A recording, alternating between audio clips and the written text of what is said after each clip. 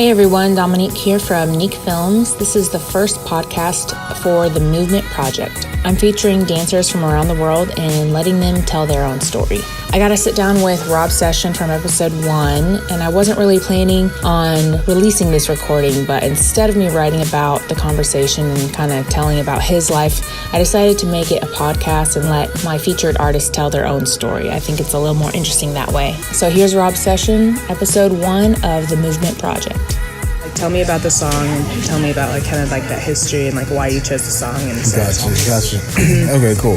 So the song Chitseko is translated break, and break meaning to literally break, but breaking came from the origins of breakdancing.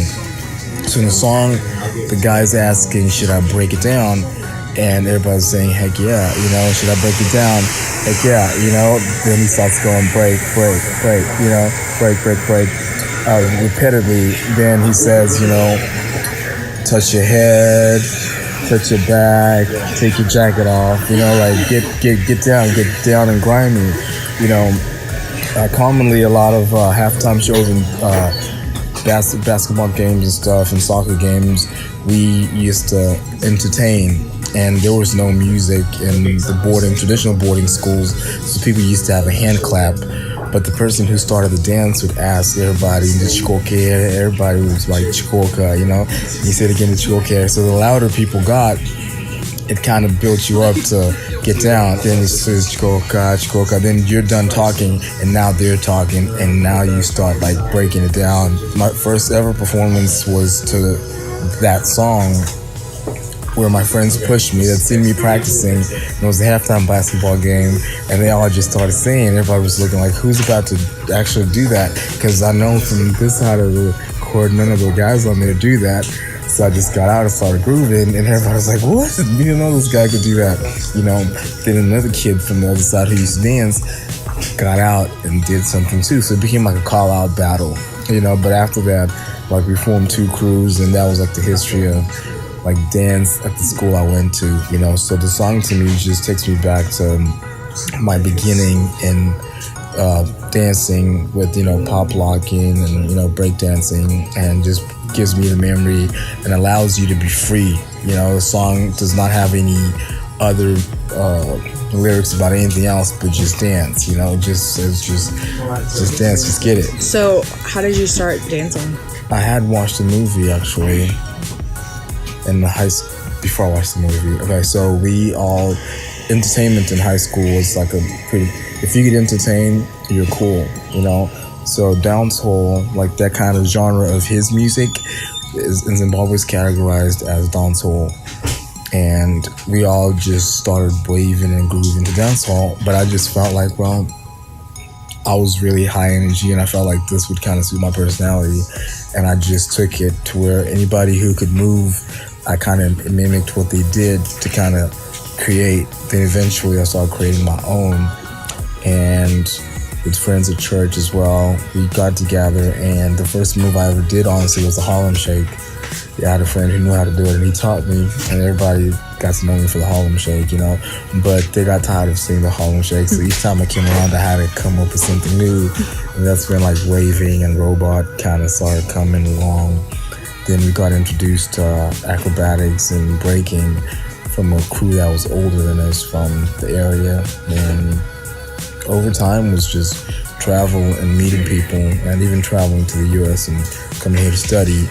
I learned foundations, especially of hip-hop, the elements, 4 elements, graffiti, MCing, b-boying, DJing.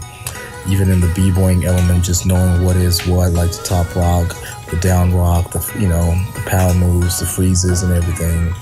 So who are some inspirations for you when it comes to dance? Or even, they don't even have to be dancers, but anything that inspires you to move? Anything that inspires me to move, honestly, I'm really fond of adrenaline kind of rush moves, you know what I mean? Anything acrobatic to me, rhythmic and acrobatic, inspires me to want to get up and do something. Street tumblers out of New York, really just watching them, but before I saw them, I'd seen circus in African circuses. I've seen guys tumble, and I thought that was pretty cool. They incorporate tumbling and breakdancing. What is dancing or moving? What does it mean to you? Like, what is it for you? What is it for me? I think for me, it brings a sense of fulfillment when you put your mind to something and you accomplish it. There's always a new challenge and new move to learn. It makes me realize that I can actually put my mind to anything else I really want to focus on and get it done. I also feel like it's a medium to reach out to a lot of youth and younger people around the world. A lot of the movement keeps you active, keeps you participating in something enjoyable. It's like working out, but working out a fun kind of working out that doesn't have to be, boring type thing. Get me out of a lot of trouble. When I was younger, stuff like smoking, people would do, drinking, and getting exposed to things like that.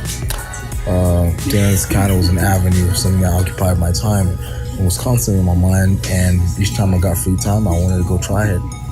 So idle minds are the workshop of the devil, and I feel like dance has occupied a lot of my time and my thoughts, on top of other things. But I think it did give me good thoughts and good patterns of thinking. So tell me a little bit, kind of your growing up journey and then coming over here. So growing up, I grew up in Zimbabwe, single parent home, and 5 kids.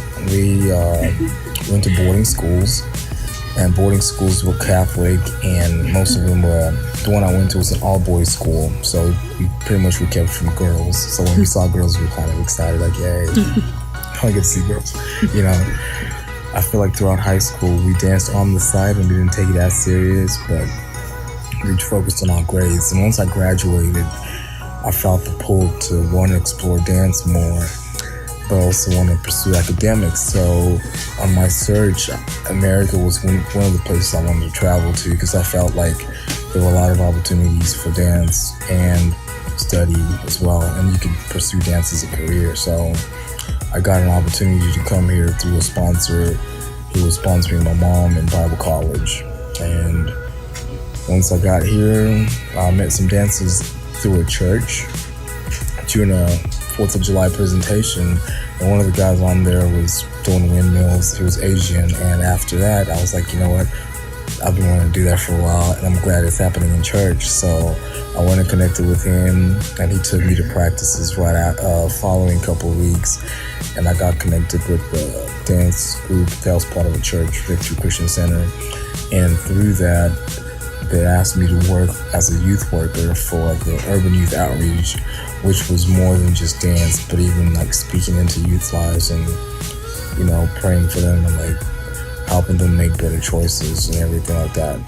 So it made me live outside of myself and want to be a greater example and role model for younger people. That's really cool. So what are your goals, I guess? So future plans would be to start dance and health workshops that would educate youth throughout different countries, especially third world countries, on dance education, diet, and health, So I feel like they all go together in the sense of dance injuries, education on how to prevent injuries, education on how to take the right amount of nutrients that help with cell and muscle repair.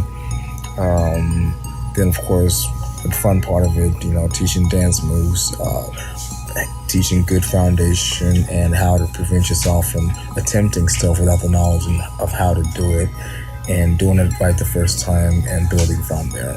If somebody wanted to get in contact with you or see any performances, is there anything that they could go to? So Tulsa Street Dance is relaunching.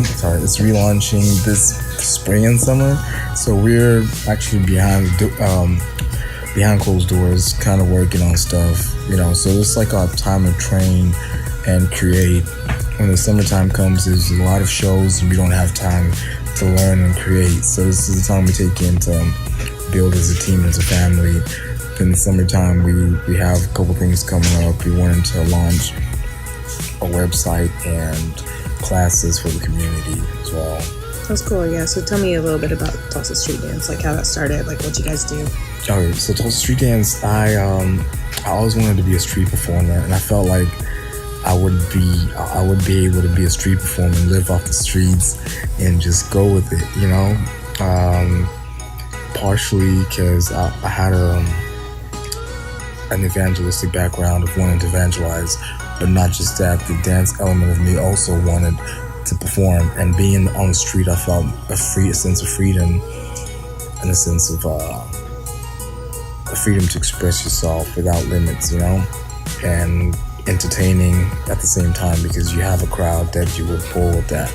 So I launched by purchasing a dance mat online, and just hoped that springtime would come and I would put that mat out and dance. And sure enough, I got enough people to get out there with me who enjoyed doing the same thing, and over time we built a family of guys who wanted to do the same thing. You know, a lot of them were connected with different studios from different states, different ages, different backgrounds and callings, but a lot of us were passionate about being a street dancer and putting a street show, you know, not just a show, but having a good time while you're doing it. So that's how we started, and over time we started getting a lot more feedback from people wanting to take class, wanting us to perform at different places, which wasn't what we had thought of in the beginning, but that opened up our eyes for a lot of possibilities. And this winter we took time to just kind of prep the group and kind of let everybody know what to expect if we were to take the position of doing shows and performing out. That way we would have a form of conduct that kind of, when we would conduct ourselves professionally and know how to go about being performers, you know, appropriately, I guess. The foundation that drives me is, you know, we're given a gift by God, and I think the gift is ours, but we have a greater responsibility to use the gift for a great cause, you know, to let His name be known, you know. And sometimes people don't realize that that's not just in what you say, but in what you do. So that's a little bit of a guideline for our conduct on the streets too, that through our actions we'd be able to reflect, you know, our beliefs. So. All right, that concludes the first podcast from the Movement Project. You can contact me or find videos on Facebook, YouTube, Instagram, and my website, neekfilms.com.